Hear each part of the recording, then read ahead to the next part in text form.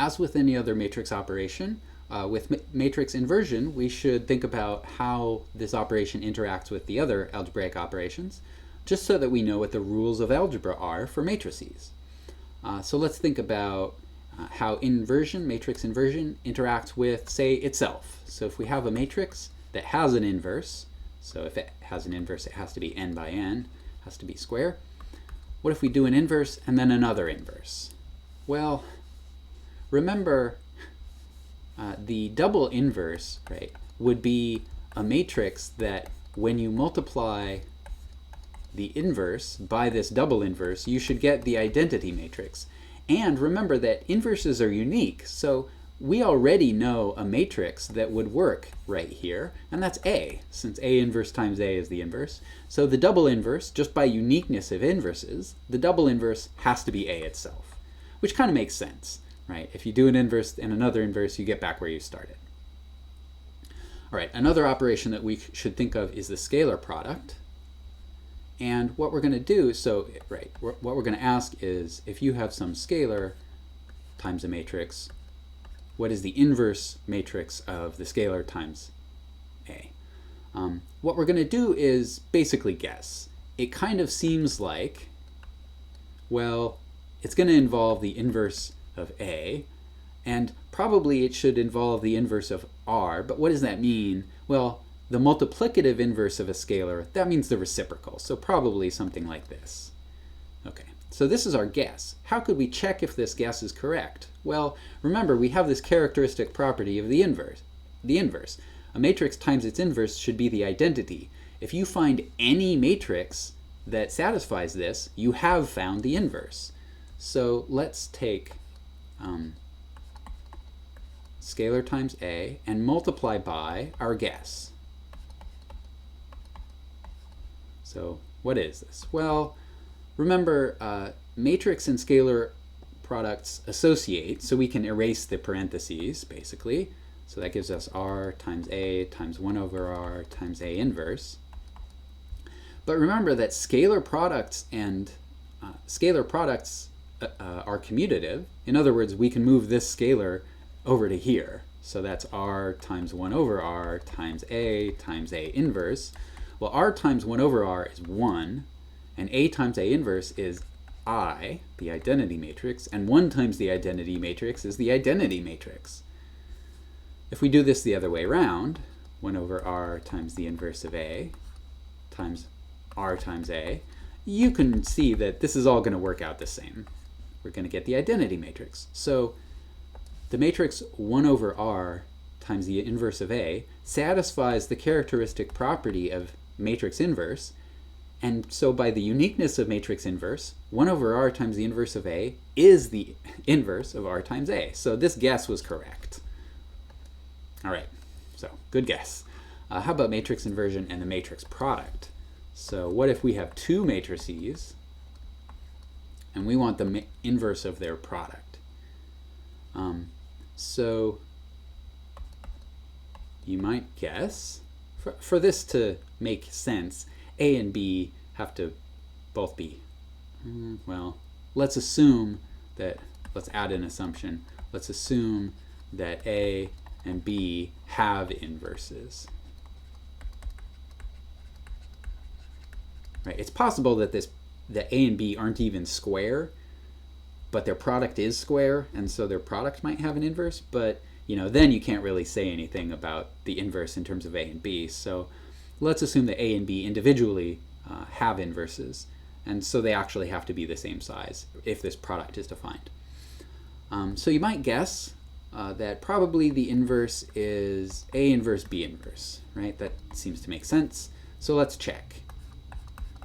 What if we do AB times A inverse B inverse? And remember, we're hoping that this somehow turns out to be the identity matrix. But, I mean, matrix multiplication is associative, so we can just erase the parentheses. A times B times A inverse times B inverse. But matrix multiplication is not commutative. We can't reverse the order of these two matrices in the middle, so it's hard to see how this is ever going to simplify down to the identity matrix. So, boy, Really not sure about that one. That seems wrong.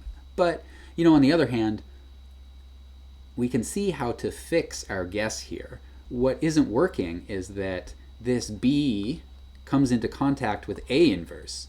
We'd rather this B came into contact with B inverse instead.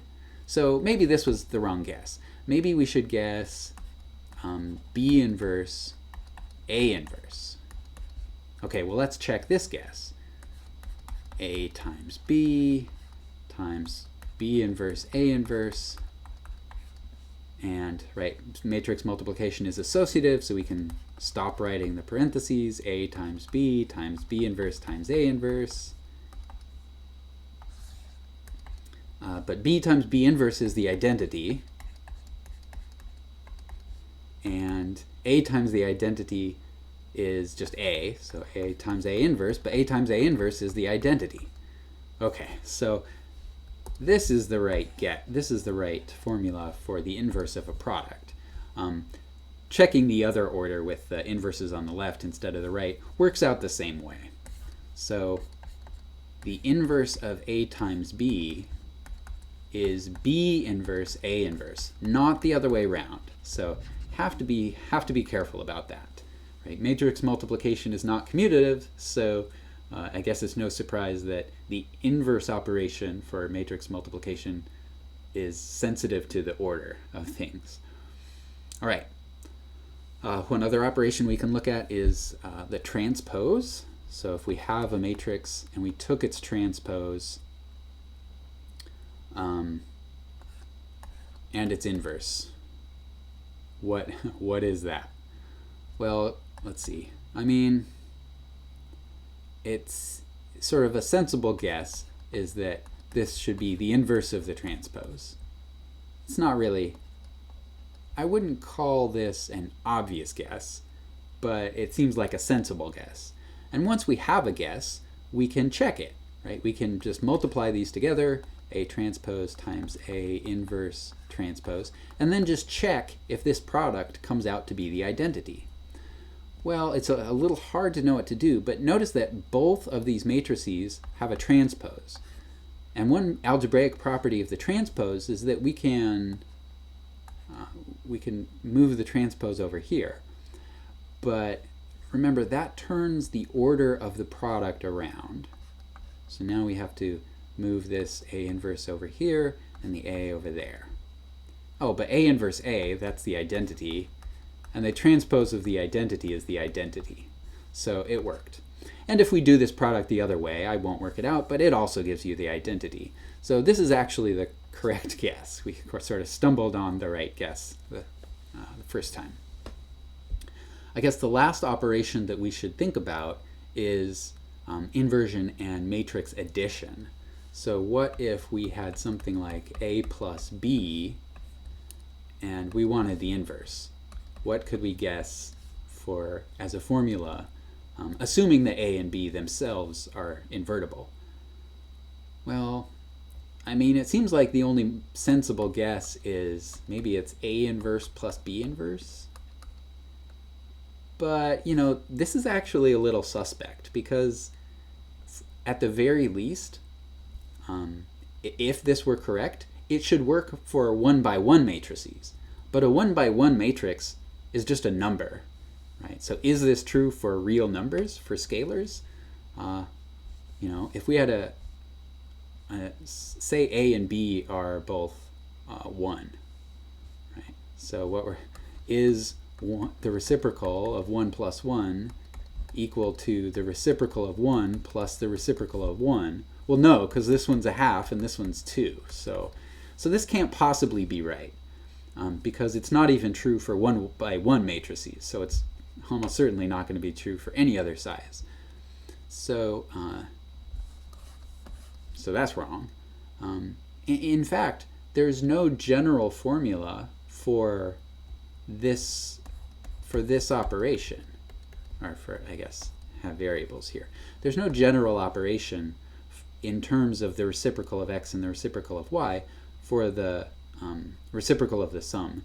So we won't even try to come up with an algebraic rule because there isn't one, right? There isn't one for scalars, which are 1 by 1 matrices, so there definitely isn't going to be one for matrices, which includes scalars as 1 by 1 matrices, but also other sizes. So, so that's about it for algebraic properties for matrix inversion. So let's look at an example of how we can use these algebraic properties. Let's simplify this expression. Let's see, lots of inverses, but you see there's an inverse right here that is the inverse of a product. So we could use our, so we're going to leave the stuff outside the parentheses alone. And the inverse of a product is the product of the inverses, but in the other order. So we need to turn these around, and B gets an inverse, and then A inverse gets an inverse. But remember, A inverse inverse is just A. So this is B inverse times A times B inverse. So I guess we could call this B inverse times A squared times B inverse. Now it's tempting to say, well, hey, let's put these B's together. Shouldn't this be B to the minus second, whatever that is the reciprocal of B squared, or the inverse of B squared, times A squared? And, well, no, because to get this, we would have to move this B inverse over to there, but we don't know if A and B commute, so this, we can't say this. Unless we know more about these matrices, right, we can't assume they commute. So at this point, we're done.